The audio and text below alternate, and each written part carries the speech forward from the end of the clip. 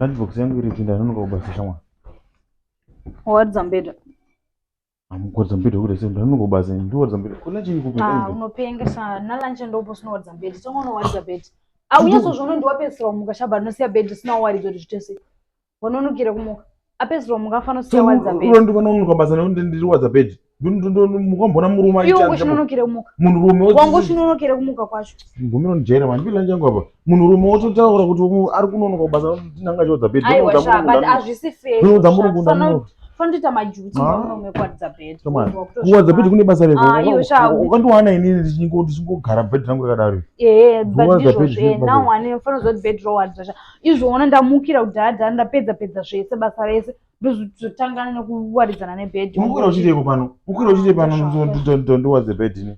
Wambona murume aita. Murume anoita basa rekutsvaga mari. Basa rangu ndikutsvaga mari kuti zvekuti aridze bed. Kunonoka kubasa ndodzingwa basa ndokuda kuwaridza mbedha. Ndipe lunchbox yangu apa.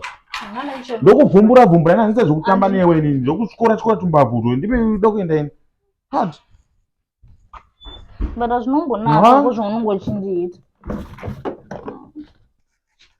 Mira ndotanga ka. Haungutsira kuti ndogadzirira. Sina kuti murola ipo. Ndikudzoka ipo ndinoona kuti unapedza.